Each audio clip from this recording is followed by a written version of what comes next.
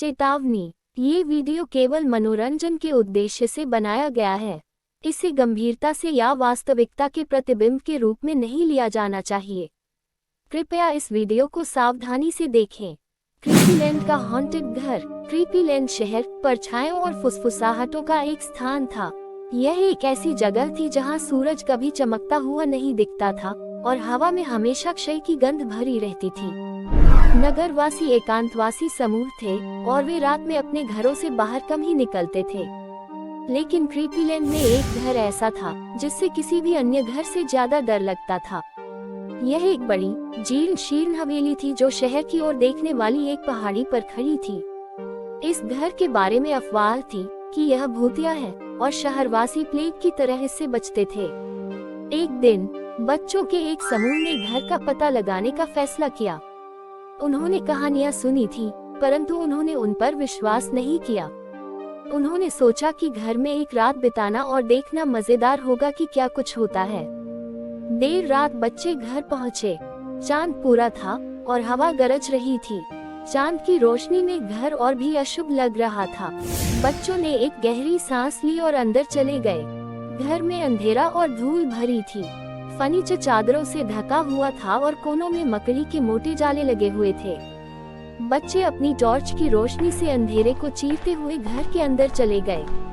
वे एक सीढ़ी के पास आए और चढ़ने लगे। सीढ़ियां चरमराती और पुरानी थी और बच्चे सन्नाटे में उनके कदमों की आवाज सुन सकते थे। वे सीढ़ियों के शीर्ष पर पहुंचे और खुद को एक लंबे गलियारे में पाया। दालान के सभी कमरों के दरवाजे बंद थे। बच्चे एक पल के लिए झिझके, फिर एक एक करके दरवाजे खोलने लगे। पहले कुछ कमरे खाली थे, लेकिन फिर वे दालान के अंत में एक कमरे में आ गए। दरवाजा थोड़ा सा खुला हुआ था और बच्चों को अंदर से रोशनी आती हुई दिखाई दे रही थी। उन्होंने कमरे में झांककर देखा और एक बूढ़े आदमी को चिमनी के पास एक कुर्सी पर बैठे देखा। उसने एक फटा हुआ वस्त्र पहना हुआ था और उसके लंबे सफेद बाल उसके चेहरे पर लटक रहे थे। बूढ़े ने बच्चों की ओर देखा और मुस्कुराया। उसकी मुस्कान ठंडी और क्रूर थी। मेरे घर में आपका स्वागत है, उन्होंने कहा। मैं आपकी ही इंतजार कर रहा था। बच्चे भयभीत थे। वे मुड़े और सीढ़ियों से नीचे भागे, लेकिन बूढ़े व्यक्ति ने उनका पीछा किया। उसने पूरे घर में उनका पीछा किया। उसकी हंसी हॉल में गूंज रही थी। बच्चे अंततः घर से भागने में सफल रहे और वापस शहर की ओर भाग गए। उन्होंने नगरवासियों को बताया कि क्या हुआ था, परंतु नगरवासियों ने उन पर विश्वास नहीं किया। उन्होंने कहा कि बूढ़ा आदमी बच्चों की कल्पना मात्र है, लेकिन बच्चों को पता था कि उन्होंने क्या देखा है। वे जानते थे कि बूढ़ा आदमी असली था। बच्चे घर में अपने अनुभव से सदमे में थे। उन्होंने इसके बारे में भूलने की कोशिश की, लेकिन वे ऐसा नहीं कर सके। बूढ़े आदमी का चेहरा उनके सपनों में सता रहा था। एक रात बच्चों में से एक, सारा नाम की लड़की, शोर सुनकर जाग गई। उसने अपनी आंखें खोली और बूढ़े आदमी को अपने बिस्तर के नीचे खड़ा देखा। बूढ़ा आदमी सारा को देखकर मुस्कुराया। उसकी मुस्कान घर की मुस्कान से भी अधिक ठंडी और क्रूर थी। मैं वापस आ गया हूँ, उन्होंने कहा। सारा भय से चिल्ला उठी। उसने बिस्तर से उठने की कोशिश की, लेकिन बूढ़े आदमी ने उसे पकड़ लिया। अब तुम मेरी हो, उसने कहा। बूढ़े आदमी ने झुककर सारा का हाथ चूम लिया। उसका चुंबन ठंडा और चिपचिपा था। सारा को महसूस हुआ कि वह एक अंधेरे भंवर में फंस गई है। वह फिर चिल्लाई, लेकिन कोई उसकी आवाज नहीं सुन सका। बूढ़ा आदमी और सारा रात में गायब हो गए। अगली सुबह सारा के माता पिता ने उसका बिस्तर खाली पाया।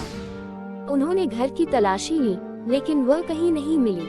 उन्होंने पुलिस को बुलाया, लेकिन पुलिस भी उसे नहीं ढूंढ सकी।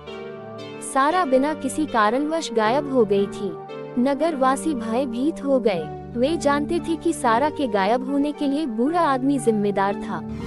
वे जानते थे कि वह अभी भी कहीं बाहर है और अपने अगले शिकार की प्रतीक्षा कर रहा है। जो बच्चे बूढ़े व्यक्ति के साथ मुठभेड़ में बच गए थे, वे सारा को ढूंढने और उसे बचाने के लिए दृढ़ थे।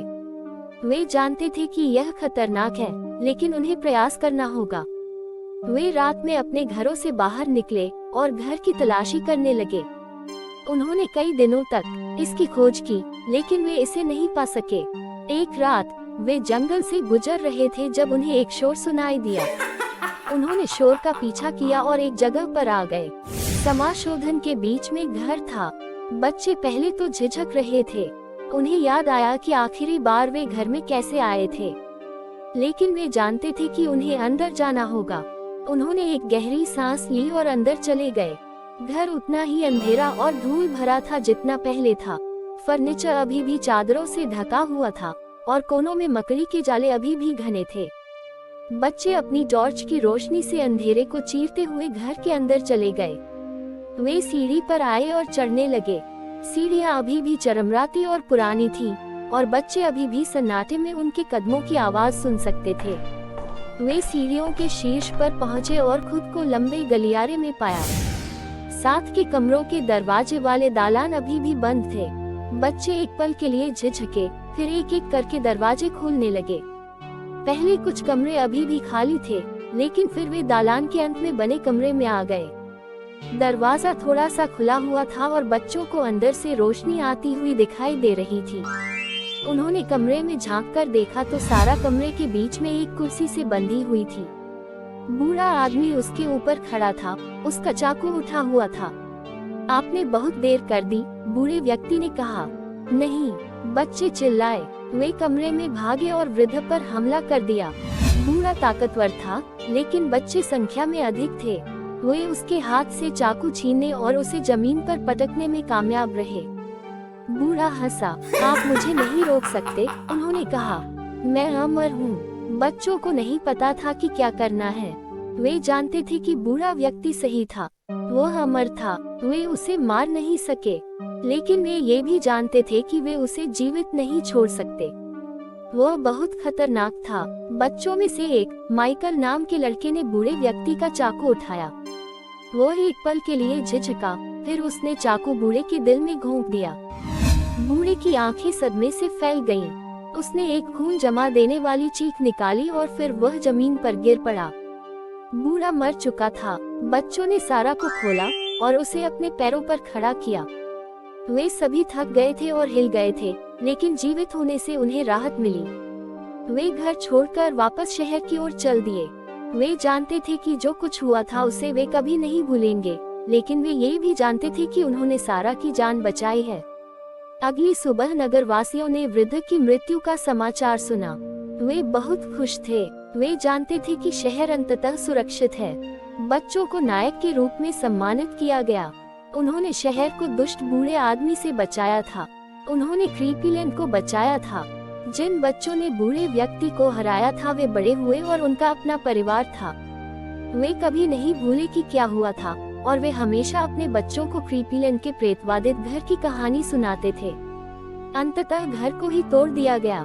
नगरवासी नहीं चाहते थे कि उन्हें बूढ़े आदमी और उस बुराई की याद दिलाए जो वह उनके शहर में लाया था, लेकिन क्रीपीलैंड के प्रेतवादित घर की कहानी कायम रही। यह एक ऐसी कहानी थी जो पीढ़ियों से कही और दोहराई जाती रही। यह एक ऐसी कहानी थी जिसने लोगों को अज्ञात खतरों से आगाह किया था। यह एक ऐसी कहानी थी जिसने लोगों को याद दिलाया कि सबसे अंधेरी जगह में भी हमेशा आशा होती है। नमस्कार, YouTube चैनल वर्ल्ड्स नेचर के सभी दर्शकों को धन्यवाद। अगर आपको ये कहानी पसंद आई है तो कृपया इस YouTube चैनल को लाइक और सब्सक्राइब करें। आपका एक लाइक हमें और मेहनत करने के लिए स्फूर्ति देता है। हम जल्द ही आपके लिए एक नई कहानी लेकर आएंगे। तब तक अपना ख्याल रखें और अलविदा।